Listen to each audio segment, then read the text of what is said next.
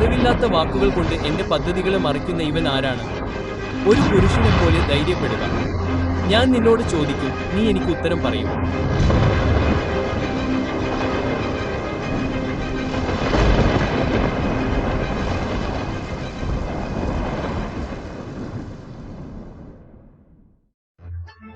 വളരെക്കാലം മുമ്പ് ഓസ് ദേശത്ത് ഇയ്യോബ് എന്നൊരു മനുഷ്യൻ ജീവിച്ചിരുന്നു. അവൻ നിഷ്കളങ്കനും നേരുള്ളവനും ദൈവഭക്തനും തിന്മയിൽ നിന്ന് അകന്നു നിൽക്കുന്നവനുമായിരുന്നു.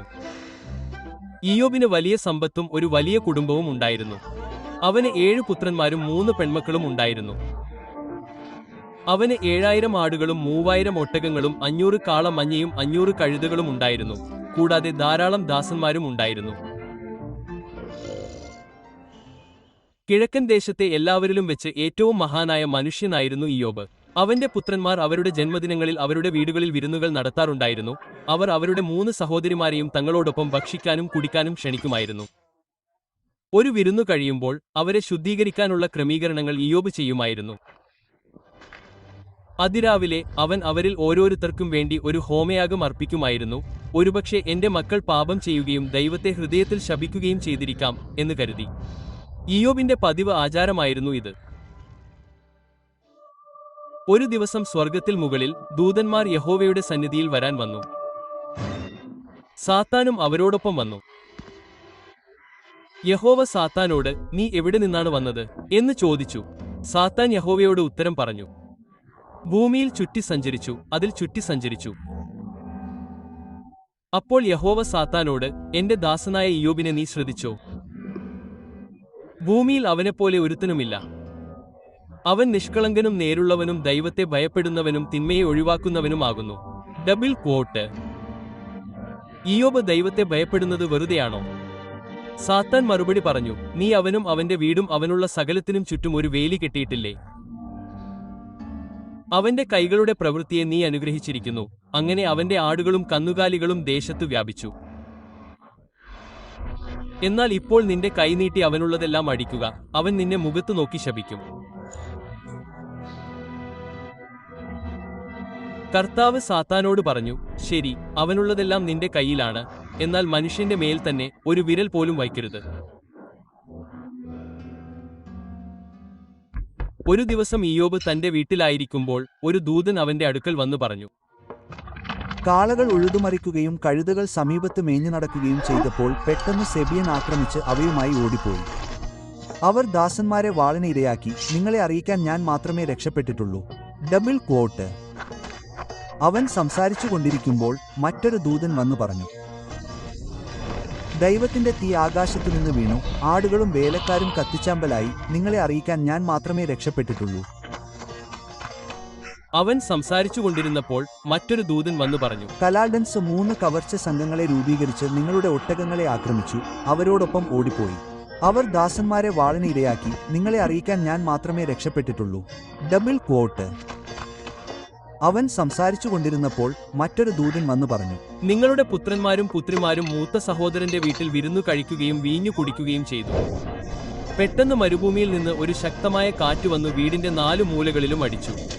അത് അവരുടെ മേൽ വീണു, അവർ മരിച്ചു. നിങ്ങളെ അറിയിക്കാൻ ഞാൻ മാത്രമേ രക്ഷപ്പെട്ടിട്ടുള്ളൂ. Double quote. അപ്പോൾ ഇയ്യോബ് എഴുന്നേറ്റ് വസ്ത്രം കീറി തല മുണ്ഡനം ചെയ്തു. പിന്നെ അവൻ നിലത്തു വീണ് നമസ്കരിച്ചു പറഞ്ഞു, നഗ്നനായി ഞാൻ എന്റെ അമ്മയുടെ ഗർഭത്തിൽ നിന്ന് വന്നു, നഗ്നനായി ഞാൻ പോകും. കർത്താവ് തന്നു, കർത്താവ് എടുത്തു. കർത്താവിന്റെ നാമം വാഴ്ത്തപ്പെടട്ടെ. ഇതിലൊക്കെയും ദൈവത്തെ തെറ്റു ചുമത്തി ഇയ്യോബ് പാപം ചെയ്തില്ല. മറ്റൊരു ദിവസം ദൂതന്മാർ യഹോവയുടെ സന്നിധിയിൽ വരാൻ വന്നു. സാത്താനും അവരോടൊപ്പം അവന്റെ മുമ്പാകെ വരാൻ വന്നു. കർത്താവ് സാത്താനോടു, നീ എവിടെ നിന്ന് വന്നു എന്ന് ചോദിച്ചു. Double quote. സാത്താൻ യഹോവയോട് ഉത്തരം പറഞ്ഞു, ഭൂമിയിൽ ചുറ്റി നടന്ന് അതിൽ ചുറ്റി നടന്നു. അപ്പോൾ യഹോവ സാത്താനോടു, എന്റെ ദാസനായ ഇയ്യോബിനെ നീ ശ്രദ്ധിച്ചോ? ഭൂമിയിൽ അവനെപ്പോലെ ആരുമില്ല. അവൻ നിഷ്കളങ്കനും നേരുള്ളവനും ദൈവത്തെ ഭയപ്പെടുന്നവനും ദോഷം ഒഴിവാക്കുന്നവനും ഇപ്പോഴും തന്റെ നിർമ്മലത പാലിക്കുന്നു. ഒരു കാരണവുമില്ലാതെ അവനെ നശിപ്പിക്കാൻ നീ എന്നെ പ്രേരിപ്പിച്ചു. Double quote. ത്വക്കിനു പകരം ത്വക്ക് എന്ന് സാത്താൻ മറുപടി പറഞ്ഞു. ഒരു മനുഷ്യൻ തന്റെ ജീവനു പകരം തനിക്കുള്ളതെല്ലാം നൽകും. എന്നാൽ ഇപ്പോൾ നിന്റെ കൈ നീട്ടി അവന്റെ മാംസവും അസ്ഥിയും അടിക്കുക. അവൻ തീർച്ചയായും നിന്നെ നിന്റെ മുഖത്ത് നോക്കി ശപിക്കും. കർത്താവ് സാത്താനോട് പറഞ്ഞു, ശരി, അവൻ നിന്റെ കൈകളിലാണ്, പക്ഷേ നീ അവന്റെ ജീവൻ രക്ഷിക്കണം. അങ്ങനെ സാത്താൻ യഹോവയുടെ സന്നിധിയിൽ നിന്ന് പുറപ്പെട്ട് ഇയ്യോബിനെ ഉള്ളങ്കാൽ മുതൽ തലയുടെ മുകൾ ഭാഗം വരെ വേദനാജനകമായ വ്രണങ്ങളാൽ ബാധിച്ചു. ഇയ്യോബ് ഒരു തകർന്ന മൺപാത്രക്കഷണം എടുത്ത് ചാരത്തിൽ ഇരിക്കുമ്പോൾ അതുകൊണ്ട് തന്നെ ചുരണ്ടി. അവന്റെ ഭാര്യ അവനോട്, നീ ഇപ്പോഴും നിന്റെ നിർമ്മലത പാലിക്കുന്നുണ്ടോ? ദൈവത്തെ ശപിച്ച് മരിക്കുക എന്ന് പറഞ്ഞു. അവൻ മറുപടി പറഞ്ഞു, നീ ഒരു വിഡ്ഢിയെപ്പോലെയാണ് സംസാരിക്കുന്നത്. ദൈവത്തിൽ നിന്ന് നമുക്ക് നന്മ സ്വീകരിക്കണോ, കഷ്ടയല്ലയോ? Double quote. ഇതിലൊക്കെയും ഇയ്യോബ് പറഞ്ഞതിൽ പാപം ചെയ്തില്ല.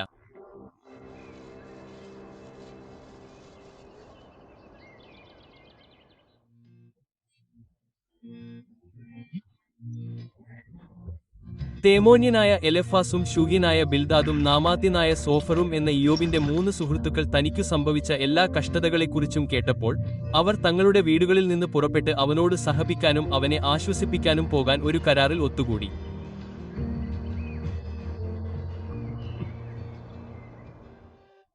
ദൂരെ നിന്ന് അവനെ കണ്ടപ്പോൾ അവർക്ക് അവനെ തിരിച്ചറിയാൻ കഴിഞ്ഞില്ല. അവർ ഉറക്കെ കരഞ്ഞു, വസ്ത്രം കീറി, തലയിൽ പൊടി വിതറി. പിന്നെ അവർ 7 പകലും 7 രാത്രിയും അവനോടൊപ്പം നിലത്തിരുന്നു. അവന്റെ കഷ്ടപ്പാട് എത്ര വലുതാണെന്ന് അവർ കണ്ടതുകൊണ്ട് ആരും അവനോട് ഒരു വാക്കും പറഞ്ഞില്ല. അതിനുശേഷം ഇയ്യോബ് വായ തുറന്ന് അവന്റെ ജനനദിവസത്തെ ശപിച്ചു. അവൻ പറഞ്ഞു, എന്റെ ജനനദിവസം നശിച്ചുപോകട്ടെ, ഒരു ആൺകുട്ടി ഗർഭം ധരിച്ചു എന്ന് പറഞ്ഞ രാത്രി നശിച്ചുപോകട്ടെ, ആ ദിവസം ഇരുട്ടിലേക്ക് മാറട്ടെ.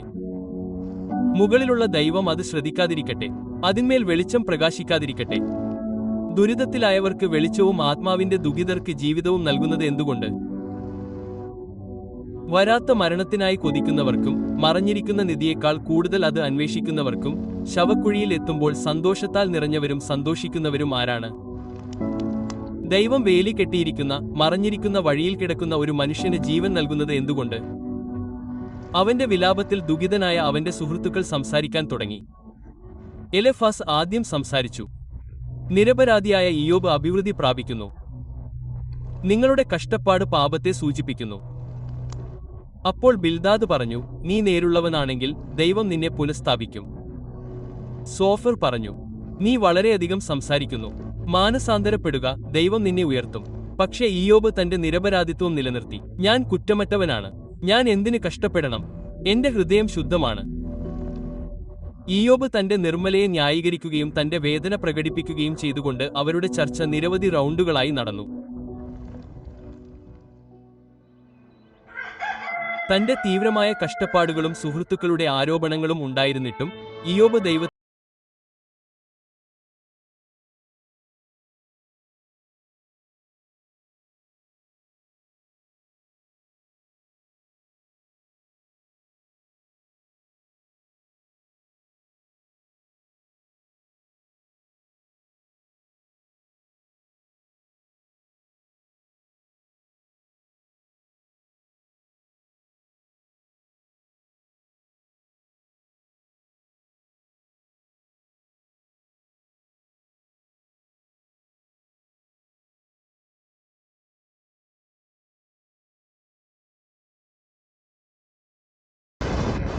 അപ്പോൾ ഇരുണ്ട മേഘങ്ങൾ ചുഴറ്റി മിന്നിമറയുന്ന ഒരു ശക്തമായ കൊടുങ്കാറ്റ് രൂപപ്പെട്ടു. കൊടുങ്കാറ്റിനുള്ളിൽ നിന്ന് കർത്താവിന്റെ ശബ്ദം ഇടിമുഴക്കുമ്പോൾ കൊടുങ്കാറ്റിന്റെ നടുവിൽ നിന്ന് ഇയ്യോബിന് പ്രകൃതിയുടെ അസംസ്കൃത ശക്തി അനുഭവപ്പെട്ടു. ഒടുവിൽ കൊടുങ്കാറ്റിൽ നിന്ന് കർത്താവ് ഇയ്യോബിനോട് സംസാരിച്ചു. അവൻ പറഞ്ഞു, അറിവില്ലാത്ത വാക്കുകളാൽ എന്റെ പദ്ധതികളെ മറയ്ക്കുന്ന ഇവൻ ആരാണ്? ഒരു മനുഷ്യനെപ്പോലെ ധൈര്യപ്പെടുക. ഞാൻ നിന്നോട് ചോദിക്കും, നീ എനിക്ക് ഉത്തരം നൽകും. ഞാൻ ഭൂമിക്ക് അടിസ്ഥാനമിട്ടപ്പോൾ നീ എവിടെയായിരുന്നു? മനസ്സിലായെങ്കിൽ പറയൂ. അതിന്റെ അളവുകൾ നിശ്ചയിച്ചത് ആരാണ്? തീർച്ചയായും നിങ്ങൾക്കറിയാമോ? അതിനു കുറുകെ ഒരു അളവുകോൽ നീട്ടിയത് ആരാണ്? അതിന്റെ അടിസ്ഥാനങ്ങൾ ഏതിലായിരുന്നു? അല്ലെങ്കിൽ പ്രഭാത നക്ഷത്രങ്ങൾ ഒന്നിച്ചു പാടുകയും എല്ലാ ദൂതന്മാരും സന്തോഷത്തോടെ ആർക്കുകയും ചെയ്യുമ്പോൾ ആരാണ് അതിന്റെ മൂലക്കല്ല് സ്ഥാപിച്ചത്? പ്ലീഡിസിന്റെ ചങ്ങലകൾ നിങ്ങൾക്ക് കെട്ടാൻ കഴിയുമോ? ഓറിയോണിന്റെ അരക്കെട്ട് അഴിക്കാൻ നിങ്ങൾക്ക് കഴിയുമോ? നിങ്ങൾക്ക് അവയുടെ ഋതുക്കളിൽ നക്ഷത്രരാശികളെ പുറപ്പെടുവിക്കാനോ കരടിയെ അതിന്റെ കുഞ്ഞുങ്ങളോടൊപ്പം പുറത്തു കൊണ്ടുവരാനോ കഴിയുമോ? ആകാശത്തിലെ നിയമങ്ങൾ നിങ്ങൾക്കറിയാമോ? ഭൂമിയുടെ മേൽ ദൈവത്തിന്റെ ആധിപത്യം സ്ഥാപിക്കാൻ നിങ്ങൾക്ക് കഴിയുമോ? സിംഹികൾക്ക് ഇരയെ വേട്ടയാടാനും സിംഹങ്ങൾ അവയുടെ ഗുഹകളിൽ പതുങ്ങുമ്പോഴോ കാട്ടിൽ തൂക്കിയിട്ടിരിക്കുമ്പോഴോ നിങ്ങൾക്ക് വിശപ്പടക്കാൻ കഴിയുമോ? കാക്ക കുഞ്ഞുങ്ങൾ ദൈവത്തോട് നിലവിളിക്കുകയും ഭക്ഷണമില്ലാതെ അലയുകയും ചെയ്യുമ്പോൾ ആരാണ് ഭക്ഷണം നൽകുന്നത്? കാട്ടാടുകൾ എപ്പോൾ പ്രസവിക്കുമെന്ന് നിങ്ങൾക്കറിയാമോ? മാവ് അതിന്റെ രൂപം വഹിക്കുന്നത് നിങ്ങൾ നിരീക്ഷിക്കുന്നുണ്ടോ? അവ പ്രസവിക്കുന്നതുവരെ നിങ്ങൾ മാസങ്ങൾ എണ്ണുന്നുണ്ടോ? അവ പ്രസവിക്കുന്ന സമയം നിങ്ങൾക്കറിയാമോ? അവ കുനിഞ്ഞു കുഞ്ഞുങ്ങളെ പ്രസവിക്കുന്നു. അവയുടെ പ്രസവവേദന അവസാനിച്ചു. അവയുടെ കുഞ്ഞുങ്ങൾ കാട്ടിൽ തഴച്ചു വളരുകയും ശക്തി പ്രാപിക്കുകയും ചെയ്യുന്നു. അവ പോയി തിരിച്ചു വരുന്നില്ല. കാട്ടുപോത്ത് നിങ്ങളെ സേവിക്കാൻ സമ്മതിക്കുമോ? രാത്രിയിൽ അത് നിങ്ങളുടെ പുൽത്തൊട്ടിയിൽ നിൽക്കുമോ? ഒരു കയർ ഉപയോഗിച്ച് നിങ്ങൾക്ക് അതിനെ ഉഴവുചാലിൽ പിടിക്കാൻ കഴിയുമോ? താഴ്വര നിങ്ങളുടെ പിന്നിലാകുന്നതുവരെ അത് പോകുമോ? അതിന്റെ വലിയ ശക്തിക്കായി നിങ്ങൾ അതിൽ ആശ്രയിക്കുമോ? നിങ്ങളുടെ ഭാരിച്ച ജോലി നിങ്ങൾ അതിൽ ഏൽപ്പിക്കുമോ? നിങ്ങളുടെ ധാന്യം വലിച്ചെടുത്ത് നിങ്ങളുടെ മെതിക്കളത്തിലേക്ക് കൊണ്ടുവരുമെന്ന് നിങ്ങൾക്ക് അതിനെ വിശ്വസിക്കാൻ കഴിയുമോ? നിങ്ങൾ കുതിരയ്ക്ക് അതിന്റെ ശക്തി നൽകുന്നുണ്ടോ അതോ അതിന്റെ കഴുത്തിൽ ഒരു ഒഴുകുന്ന മേനി അണിയിക്കുന്നുണ്ടോ? അഭിമാനത്തോടെ ചീരിപാഞ്ഞുകൊണ്ട് ഭയപ്പെടുത്തുന്ന ഒരു വെട്ടുക്കിളിയെപ്പോലെ നിങ്ങൾ അതിനെ ചാടാൻ പ്രേരിപ്പിക്കുന്നുണ്ടോ? അത് ശക്തമായി ഒഴുകുന്നു, അതിന്റെ ശക്തിയിൽ സന്തോഷിക്കുന്നു, പോരാട്ടത്തിലേക്ക് കുതിക്കുന്നു. അത് ഭയത്തെ നോക്കി ചിരിക്കുന്നു, ഒന്നിനെയും ഭയപ്പെടുന്നില്ല. അത് വാളിന് മുന്നിൽ നിന്ന് ഒഴിഞ്ഞു മാറുന്നില്ല. മിന്നുന്ന കുന്തവും ഉപയോഗിച്ച് അതിന്റെ വശത്ത് ആവനാഴി ആടിയുലയുന്നു. ഉഗ്രമായ ആവേശത്തിൽ അത് നിലം തിന്നുന്നു. കാഹളം മുഴക്കുമ്പോൾ അതിന് നിശ്ചലമായി നിൽക്കാൻ കഴിയില്ല. പരുന്ത് നിങ്ങളുടെ ജ്ഞാനത്താൽ പറന്നുയർന്ന് തെക്കോട്ട് ചിറകുകൾ വിടർത്തുമോ? കഴുകൻ നിങ്ങളുടെ കൽപ്പനപ്രകാരം പറന്ന് ഉയരത്തിൽ കൂടുപണിയുമോ? അത് ഒരു പാറയിൽ വസിക്കുകയും രാത്രിയിൽ അവിടെ തങ്ങുകയും ചെയ്യുന്നു. ഒരു പാറക്കെട്ടാണ് അതിന്റെ ശക്തി കേന്ദ്രം. അവിടെ നിന്ന് അത് ഭക്ഷണം തേടുന്നു. ദൂരെ നിന്ന് അതിന്റെ കണ്ണുകൾ കണ്ടെത്തുന്നു. അതിന്റെ കുഞ്ഞുങ്ങൾ രക്തം ഭക്ഷിക്കുന്നു. കൊല്ലപ്പെട്ടവർ എവിടെയാണോ അവിടെ അതുണ്ട്. ഞാൻ നിന്നോടൊപ്പം ഉണ്ടാക്കിയതും കാളയെപ്പോലെ പുല്ല് തിന്നുന്നതുമായ ബെഹെമോത്തിനെ നോക്കൂ. അതിന്റെ അരയിൽ അതിന് എത്ര ശക്തിയുണ്ട്! അതിന്റെ വയറ്റിലെ പേശികളിൽ എത്ര ശക്തിയുണ്ട്! അതിന്റെ വാൽ ദേവദാരു പോലെ ആടുന്നു. അതിന്റെ തുടകളുടെ സീനസ് പരസ്പരം ബന്ധപ്പെട്ടിരിക്കുന്നു. അതിന്റെ അസ്ഥികൾ വെങ്കല കുഴലുകളാണ്. അതിന്റെ കൈകാലുകൾ ഇരുമ്പ് ദണ്ടുകൾ പോലെയാണ്. അത് ദൈവത്തിന്റെ പ്രവൃത്തികളിൽ ഒന്നാം സ്ഥാനത്താണ്. എന്നിട്ടും അതിന്റെ നിർമ്മാതാവിന് വാളുമായി അതിനെ സമീപിക്കാൻ കഴിയും. കുന്നുകൾ അവയുടെ വിളവ് കൊണ്ടുവരുന്നു. എല്ലാ കാട്ടുമൃഗങ്ങളും സമീപത്ത് കളിക്കുന്നു. താമരച്ചെടികളുടെ കീഴിൽ അത് കിടക്കുന്നു. ചതുപ്പിലെ ഞാങ്ങണകൾക്കിടയിൽ മറഞ്ഞിരിക്കുന്നു. താമരകൾ അതിനെ അവയുടെ നിഴലിൽ മറയ്ക്കുന്നു. അരുവികളുടെ അരികിലുള്ള പോപ്ലറുകൾ അതിനെ ചുറ്റുന്നു. ഒരു കരകവിഞ്ഞൊഴുകുന്ന നദി അതിനെ ഭയപ്പെടുത്തുന്നില്ല. ജോർദാൻ അതിന്റെ വായിലേക്ക് ആഞ്ഞടിച്ചാലും അത് സുരക്ഷിതമാണ്. നിങ്ങൾക്ക് ഒരു മീൻ കൊളുത്ത് ഉപയോഗിച്ച് ലിവ്യാതാനെ വലിക്കാനോ അതിന്റെ നാവ് ഒരു കയർ കൊണ്ട് കെട്ടാനോ കഴിയുമോ? നിങ്ങൾക്ക് കഴിയുമോ? അതിന്റെ മൂക്കിൽ ഒരു ചരട് കടത്തണോ അതോ അതിന്റെ താടിയെല്ലിൽ ഒരു കൊളുത്ത് കുത്തി തുളയ്ക്കണോ? അത് നിന്നോട് കരുണ യാചിച്ചുകൊണ്ടേയിരിക്കുമോ? അത് നിന്നോട് സൗമ്യമായ വാക്കുകൾ കൊണ്ട് സംസാരിക്കുമോ? അതിനെ നിന്റെ അടിമയായി ജീവിതകാലം മുഴുവൻ എടുക്കാൻ നിന്നോട് ഒരു കരാർ ഉണ്ടാക്കുമോ? ഒരു പക്ഷിയെപ്പോലെ അതിനെ വളർത്താൻ കഴിയുമോ അതോ നിന്റെ വീട്ടിലെ യുവതികൾക്കായി ഒരു കെട്ടഴിക്കാൻ കഴിയുമോ? വ്യാപാരികൾ അതിനെ കൈമാറ്റം ചെയ്യുമോ? അവർ അതിനെ കച്ചവടക്കാർക്കിടയിൽ പങ്കിടുമോ? അതിന്റെ തോൾ ഹാർപൂണുകൾ കൊണ്ടോ തലയിൽ മീൻപിടുത്ത കുന്തങ്ങൾ കൊണ്ടോ നിറക്കാൻ കഴിയുമോ? നീ അതിൽ കൈവച്ചാൽ നീ പോരാട്ടം ഓർക്കും. ഇനി ഒരിക്കലും അത് ചെയ്യില്ല. അതിനെ കീഴടക്കാനുള്ള ഏതൊരു പ്രതീക്ഷയും വ്യാജമാണ്. അതിനെ കാണുന്നത് തന്നെ അതിശക്തമാണ്. അതിനെ ഉണർത്താൻ ആരും ശക്തരല്ല. അപ്പോൾ ആർക്കാണ് എന്നെ എതിർക്കാൻ കഴിയുക? എനിക്കെതിരെ ആർക്കാണ് അവകാശവാദം ഉന്നയിക്കാൻ കഴിയുക? ആകാശത്തിന് കീഴിലുള്ളതെല്ലാം എനിക്കുള്ളതാണ്. സൃഷ്ടിയുടെയും പ്രകൃതിയുടെയും രഹസ്യങ്ങളെക്കുറിച്ച് ഇയ്യോബിനോട് ചോദിച്ചുകൊണ്ട് കർത്താവ് തുടർന്നു, സ്വന്തം ശക്തിയെയും ജ്ഞാനത്തെയും ഊന്നി പറഞ്ഞു.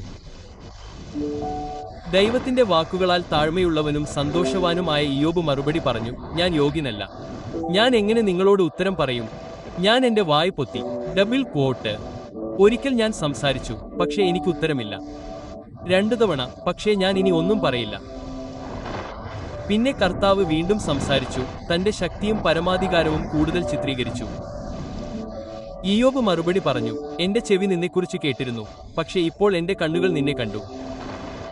അതുകൊണ്ട് ഞാൻ എന്നെ തന്നെ വെറുക്കുകയും പൊടിയിലും ചാരത്തിലും അനുതപിക്കുകയും ചെയ്യുന്നു. കർത്താവ് ഇയ്യോബിനോട് ഈ കാര്യങ്ങൾ പറഞ്ഞതിനു ശേഷം അവൻ തെമോന്യനായ എലെഫാസിനോട് പറഞ്ഞു, എന്റെ ദാസനായ ഇയ്യോബ് പറഞ്ഞതുപോലെ നിങ്ങൾ എന്നെക്കുറിച്ച് സത്യം സംസാരിച്ചിട്ടില്ലാത്തതിനാൽ ഞാൻ നിന്നോടും നിന്റെ 2 സുഹൃത്തുക്കളോടും കോപിക്കുന്നു.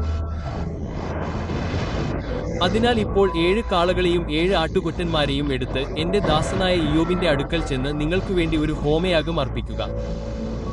എന്റെ ദാസനായ ഇയ്യോബ് നിങ്ങൾക്കു വേണ്ടി പ്രാർത്ഥിക്കും, ഞാൻ അവന്റെ പ്രാർത്ഥന സ്വീകരിക്കും. നിങ്ങളുടെ ഭോഷതത്തിന് അനുസരിച്ച് നിങ്ങളോട് പെരുമാറില്ല. എന്റെ ദാസനായ ഇയ്യോബ് ചെയ്തതുപോലെ നിങ്ങൾ എന്നെക്കുറിച്ച് സത്യം സംസാരിച്ചിട്ടില്ല. അങ്ങനെ തെമോന്യനായ എലെഫാസും ശൗഗ്യനായ ബിൽദാദും നാമത്യനായ സോഫിയും കർത്താവ് പറഞ്ഞതുപോലെ ചെയ്തു. കർത്താവ് ഇയ്യോബിന്റെ പ്രാർത്ഥന സ്വീകരിച്ചു. ഇയ്യോബ് തന്റെ സുഹൃത്തുക്കൾക്കു വേണ്ടി പ്രാർത്ഥിച്ചതിനു ശേഷം കർത്താവ് അവന്റെ സമ്പത്ത് പുനഃസ്ഥാപിക്കുകയും മുമ്പുണ്ടായിരുന്നതിന്റെ ഇരട്ടി നൽകുകയും ചെയ്തു. അവന്റെ സഹോദരന്മാരും മുമ്പ് അവനെ പരിചയപ്പെട്ട എല്ലാവരും വന്ന് അവന്റെ വീട്ടിൽ അവനോടൊപ്പം ഭക്ഷണം കഴിച്ചു. കർത്താവ് അവന്റെ മേൽ വരുത്തിയ എല്ലാ കഷ്ടതകളെക്കുറിച്ചും അവർ അവനെ ആശ്വസിപ്പിക്കുകയും ചെയ്തു. ഓരോരുത്തരും അവന് ഒരു വെള്ളിക്കാശ്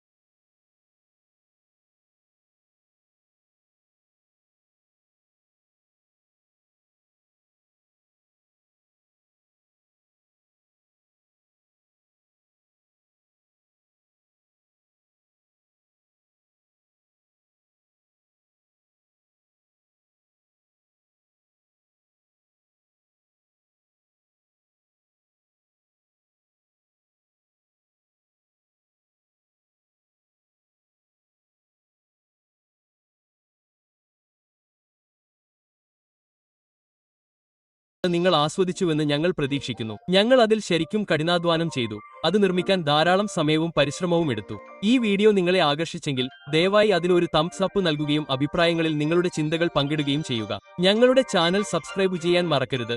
ചുരുക്കത്തിൽ ബൈബിൾ തിരുവെഴുത്തുകളിലൂടെയുള്ള ഞങ്ങളുടെ അടുത്ത യാത്ര നിങ്ങൾക്ക് നഷ്ടമാകാതിരിക്കാൻ അറിയിപ്പ് ബെൽ അമർത്തുക. ലോകമെമ്പാടും ക്രിസ്തുമതത്തിന്റെ ഒരു പുതിയ തരംഗം സൃഷ്ടിക്കാൻ ബൈബിൾ ഇനെ നട്ടുഷെല്ലിൽ ഞങ്ങൾ ആഗ്രഹിക്കുന്നു. എല്ലാവരിലേക്കും വിശ്വാസം, പ്രത്യാശ, സ്നേഹം എന്നിവ പ്രചരിപ്പിക്കുന്നു. ഈ വീഡിയോ നിങ്ങളുടെ സുഹൃത്തുക്കളുമായും കുടുംബാംഗങ്ങളുമായും ലൈക്ക് ചെയ്യുന്നതിലൂടെയും അഭിപ്രായമിടുന്നതിലൂടെയും പങ്കിടുന്നതിലൂടെയും നിങ്ങൾ ഈ സന്ദേശം പ്രചരിപ്പിക്കാനും ഞങ്ങളുടെ ആഗോള വിശ്വാസി സമൂഹത്തെ വളർത്താനും സഹായിക്കുന്നു. ഞങ്ങളുടെ അത്ഭുതകരമായ യൂട്യൂബ് അംഗങ്ങൾക്കും രക്ഷാധികാരികൾക്കും പ്രത്യേക നന്ദി. നിങ്ങളില്ലാതെ ഞങ്ങളുടെ ജോലി സാധ്യമാകുമായിരുന്നില്ല. ഞങ്ങളെ കൂടുതൽ പിന്തുണയ്ക്കാനും ഈ കമ്മ്യൂണിറ്റിയിൽ ചേരാനും നിങ്ങൾ ആഗ്രഹിക്കുന്നുവെങ്കിൽ ഇന്ന് തന്നെ അംഗമാകുന്നത് പരിഗണിക്കുക. ഒരുമിച്ച് നമ്മൾ ബൈബിളിന്റെ ജ്ഞാനം പങ്കിടുന്നു. ദൈവം അനുഗ്രഹിക്കട്ടെ. അടുത്തതിൽ കാണാം.